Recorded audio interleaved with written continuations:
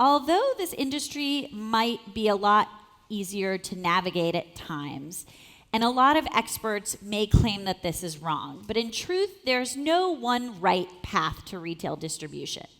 This is especially true, as I mentioned at the start of the conference, that natural and organic becomes more mainstream and more widely, even eagerly, sought out by retailers. So some of you may find yourselves in the position where you need to make choices about where you go next and when.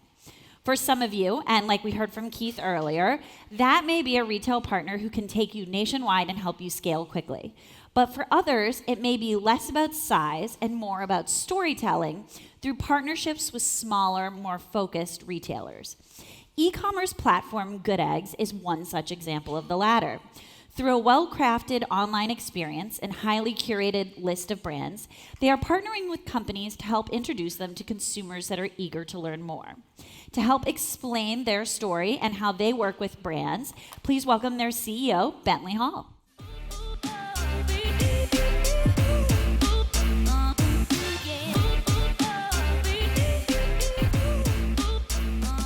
Last time I was with Carol, we were in the Pacific Northwest, and we were legitimately crabbing and foraging for huckleberries. So this is a slightly different experience on the stage. You were also like attacked by a seagull. I forgot about that. Attacked, pooped on. One of the two. By a seagull. Well, we're excited to have you here today, although perhaps not as scenic as crabbing in the Pacific Northwest. Now, some of the audience may know Good Eggs, but you are limited in geographic reach. So explain what it is. Yeah, for those of you who do not live in the San Francisco Bay Area, I'm sorry. That's the only market we currently serve. But if you live in the Bay Area, what Good Eggs is the simplest way to feed your family well without settling. And the way we do that is a combination of absurdly fresh groceries, of everyday meal kits, of staples, of beer, wine, and spirits to wash it down, flowers too, kids' lunchbox items, a complete assortment that is highly curated within those categories. And one of the things that makes us incredibly unique across that assortment is an expertise in absurdly fresh. And what I mean by absurdly fresh is I mean produce that was picked yesterday, fish that was caught last night, bread that was baked this morning. We are currently 70% plus direct from local producers. It's actually higher than 90% in the category of produce. And to put that in context, the average store in the US, grocery store, is less than 1% direct from local producers. The way we buy gives us an expertise in these peak quality, high integrity ingredients. Delivered same day, Bay Area only, but coming to other West Coast markets soon. If you're not in the Bay Area, I recommend downloading their app and reading the descriptions and then being really jealous that you're not in the Bay Area because the way you describe these producers is just beautiful. Now, the company has had an interesting evolution, like many of the emerging brands here. Walk us through how it started and how it's evolved. Yeah, I think Good Eggs started back 7-8 years ago. And I think what that team at the time, I joined as CEO 4 years ago, what the team had right was this category is rapidly shifting, which I'm happy to talk about at length later. But the short gist, it's $1 trillion category, and it's going towards two huge tailwinds. One is good food, and one is online. And the speed that those two tailwinds are driving change in that category means that grocery is going to go online 2 or 5 times faster than overall retail share in a category that's 6% of GDP. So I think people recognize how important that category timing is, and that team had it nailed. What they also realized that you had to have a truly differentiated product and way of buying that product, and for them, technology was a key way to unlock how they buy, how they work with those local producers. And 3, they built an incredible purpose-driven brand and culture, which is really authentic and matters. And so I joined after they'd scaled to 4 markets, and actually I joined 6 months after they scaled back to 1 market. So it was definitely a turnaround situation. And the issue was never demand. It was never the quality of product. It was how do you build a business model that really works. And when we talked about this, you said, this was last year, you said, you can't be something to everyone. Yeah. And that's a hard choice to have to make. How did you kind of come to that realization? I think it's hard, but it's not hard for me because I'm not particularly good at multitasking, and focus is a core part of my life. I mean, Keith mentioned it too, but I deeply believe in categories that are this large. You got to focus on a core customer, and you need to focus on really deep roots in core geographies. And so for us, we pivoted pretty hard on a core customer, and we said for the next 4 years, we're not doing any market besides the Bay Area. Let's just serve that customer incredibly well here and get that right. And then we'll see what happens after that. So who is that core customer? Because that has evolved over time. Yeah. Beyond just geography. Yeah, when I joined the core customer, there was 4 archetypes or personas, and they were all really interesting. One of them represented who the company was at the time. We called her Charlotte, and it was roughly a 20 to 35-year-old female, loved to cook, thought Good Eggs was incredibly aspirational, thought Good Eggs was a very cool, authentic brand. But the reality was they saw us as a specialty occasion, so they would use us once in a while. Because that customer, they can go to a restaurant on Tuesday night without getting a babysitter. They can go wander the farmer's market for 4 hours on Sunday. But when we looked at both data and we did IDEO-style research and asked customers questions, it was pretty clear that this core segment of people looked at Good Eggs as like a utility. It was like plumbing in their house or electricity. Like they could not live without it. It was necessary for their life. And they had this crazy level of passion and spending for the brand. That customer we call Marissa. Marissa is 30 to 45 years old, working professional, college educated, household income of north of 150K, oftentimes has kids under the age of 15. And for that customer who's striving to balance work and family, there is no better solution than Good Eggs, because you can get all the convenience you want, and you don't have to make any sacrifices on quality. And that customer has informed innovation, strategic choices, kind of everything we do. And what are some problems you're helping this consumer solve in their own lives? Yeah, I think we have these peak quality, high integrity ingredients, and we are focused on this core customer, and we are asking them, what is the problem that you have? How do we solve that problem with these ingredients? The reality is that customer week to week and day to day, their life is very different. Like dinner on Tuesday night after soccer practice versus breakfast on Thursday morning versus dinner on Saturday night when they have 6 friends over are totally different occasions. And we need to serve all of those. Not in a binary way, but in a pretty flexible, dynamic way. And so we have meal kits that are less than 10 minutes during the week with simple ingredients, 3 or 5 ingredients. We have kids' lunchbox kits, because if you have 2 kids who are 5 and 8, packing lunchboxes is a giant pain. We have flour bundles, we have cocktail bundles, we have cheese boards. So you can scroll through, instead of the old world of looking for a recipe, doing some meal planning, writing a grocery shopping list, and going to the store and shopping across aisles. You just look at our solutions that actually serve you and solve those problems. You can add any of those to your basket, and you can get it delivered same day. It's pretty meaningful for that customer. And you have some pretty interesting meal kits. I remember for Thanksgiving, you had, I think it was turkey tamales with mole sauce. Yeah. So they really span the breadth of, traditional to sort of out there and more adventurous. I agree. So how important is cooking to your consumer then with that? Is that a key part of their life, or are some of your shoppers just looking for packaged food that they can add in to their basket? It's a great question. I think cooking is actually really important to our customers' lives, but there's inevitably a night or 2 a week where they don't want to cook. They can't even heat a pan. And so there's a difference between, I'm a good example of this, and my wife and I and our kids. On weekends, we would love to cook with our kids. On Wednesday night, it's really hard.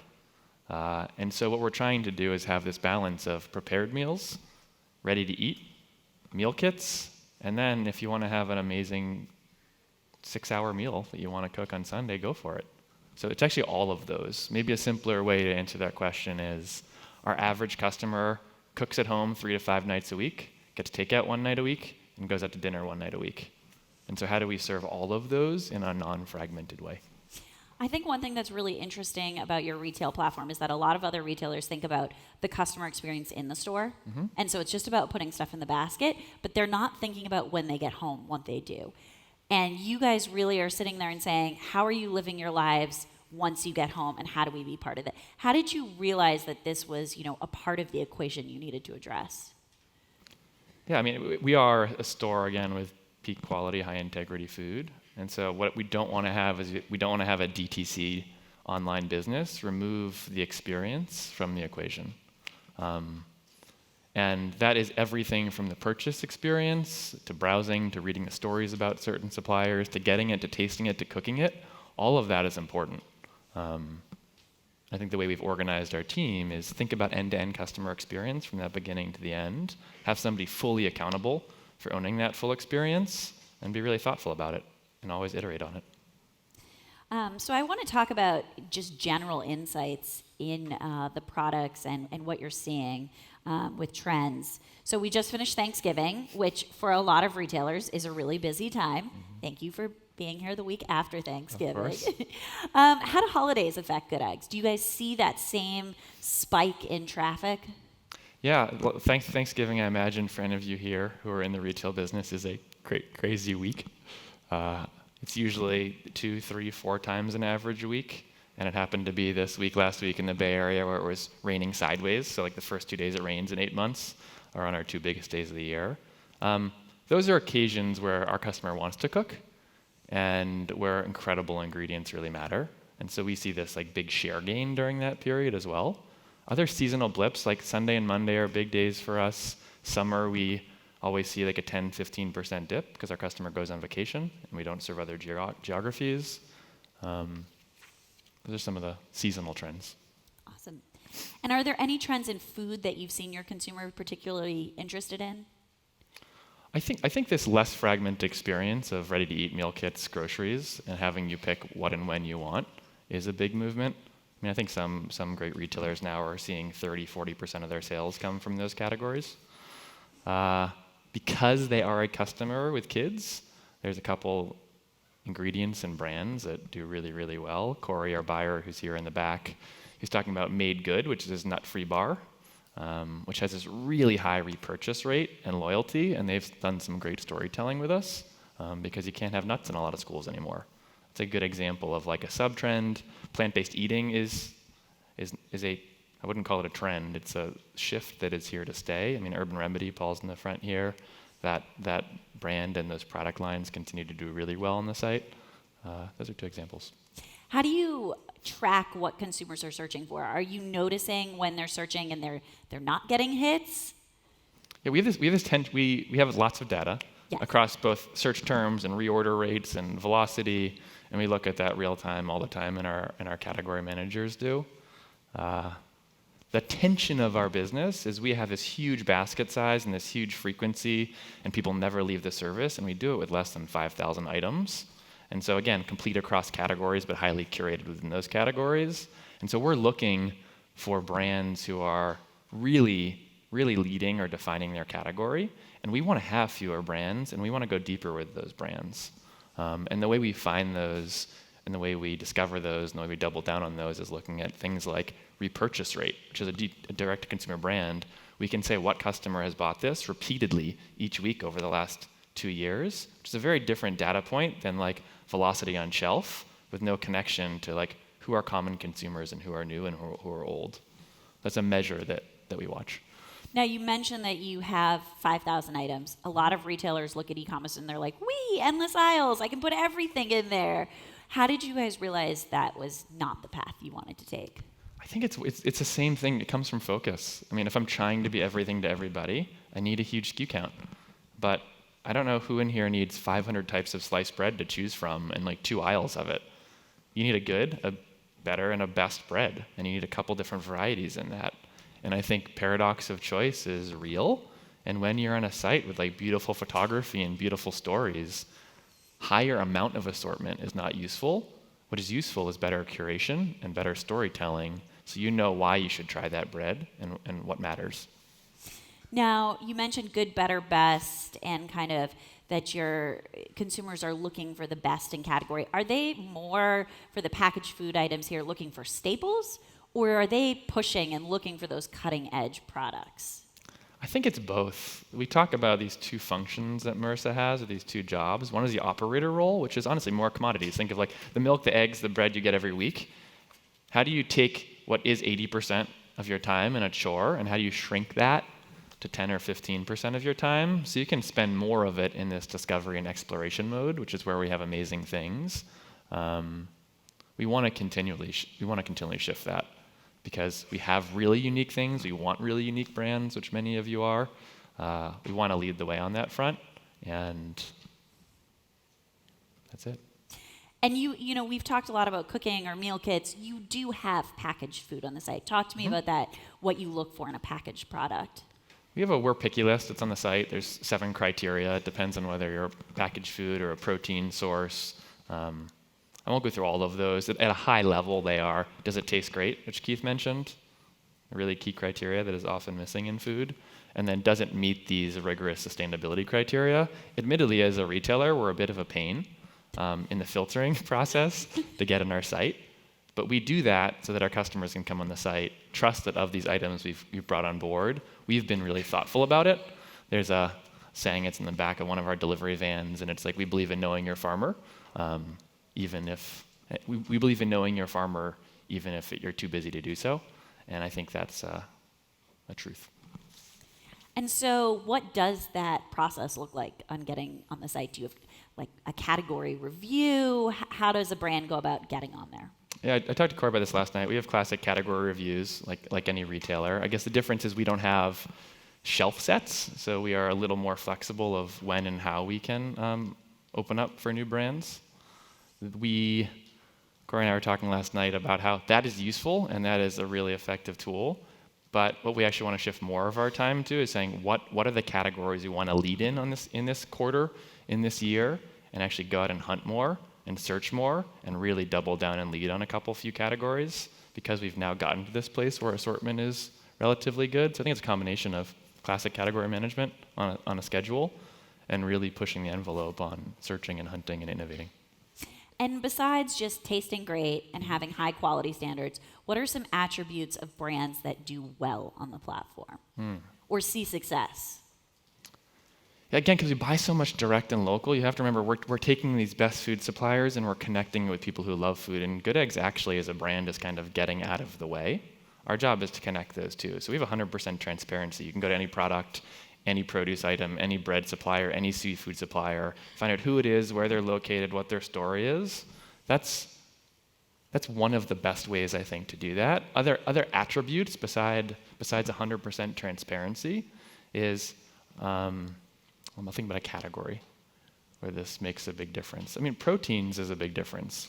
There's grass-fed beef, there's dry-aged beef, there's heirloom varieties of beef. There's this amazing producer we carry that is leading the forefront of bringing carbon down through their farming practices. Those are all different attributes within a simple category of beef. Each category has their own variables and dynamics like that. Are there things, though, from a business side that brands need to do? For example, like a certain number of promotions or ways you suggest they market their own Good Eggs on their own sites? Yeah, there's many ways we can co-tell a story with a brand, but the first criteria is like, do you have a truly exceptional brand with a strong point of view that is not just a little better than everything else, but is truly different? That's the start. If you have that, we can sing about your brand from the rooftop. If you don't, it's really hard. And so speaking about singing about the brands from the rooftop, when you visit the site, there's these beautiful pages and gorgeous photography. I know you take the pictures yourself, but does a brand need to be like visually, aesthetically pleasing? How much does their own branding matter when clearly your branding and visual aesthetic really matters on Good Eggs? Both matter. I mean, Dose is a good example. Dose that we carry on the site, Right Rice, Urban Remedy, like all of those are well-branded products that when you take a photo in-house, they stand out and they look great. That's still a small portion of our business. We have this huge portion, which is fresh bakery and proteins and produce, and that's not a brand. That's just take a picture of the product. It looks great on its own. So we just have a couple minutes left, and I want to pivot to you a little bit. You have an interesting background in that you were on the brand side, like many of the entrepreneurs here, before you went into retail. So now, with this wisdom that you have being on the retail side, what's your advice to brands about engaging with retailers? What are some tips that you wish you knew when you were on the brand side? Yeah, there's a lot of common threads. I don't have any genius insights, but I scaled CPG businesses for 15 years.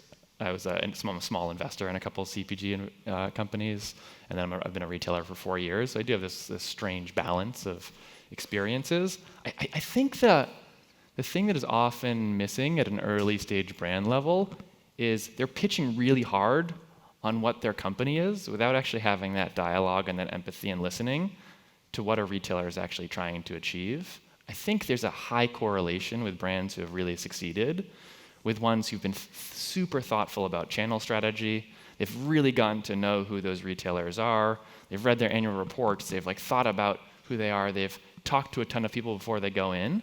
And they go in there with a mentality of partnership, and they listen, and they try to get that buyer promoted by making that category a standout hit. Plum's a good example. I was at Plum for 8 years, and in the first year, we did something very different from a channel strategy than most early stage brands. We didn't say, let's go to natural and then let's go to conventional. We asked a simple question. We said, where are our customers? And what are the 5 leading retailers or the beachheads in each of those channels? Diapers.com was online. Diapers.com was 7 people in New Jersey at that time. And this was a long time ago, but we knew that online was going to be big for this customer because they bought diapers. That became a $15, $20 million a year business for us. Second one was Toys R Us, Babies R Us. We found out, which is ironic given their current state, but we found out that they really wanted to push into food, and they had 80% of new moms registering on their site. And so that was free marketing to new customers for us. That became north of a $20 million business for us. Target was a key channel for mass. Safeway we picked for conventional, and then Whole Foods we picked for natural. And actually in year 1 or by month 18, we had small regional tests with each of those key retailers, learning and partnering with them. And at the end of the first 2 years, our revenue wasn't as high as what it could have been, but then we had every one of those major retailers across those channels doubling down, taking us national, and everybody else in that channel honestly followed suit. If Target's taking you national, if Whole Foods taking you national, if Safeway's taking you national, why would another brand not also take you national?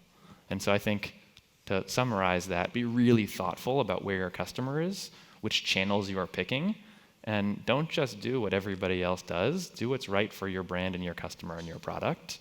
And I would say, be a little bolder about stepping outside of the norm on channel strategy. Well, thank you for sharing your own path and how you guys are bold and clearly defining that path in the Bay Area, and looking forward to seeing the company grow. Thanks for joining us today. Of course. Thanks, Carol. Thanks, everybody. Did you enjoy the video?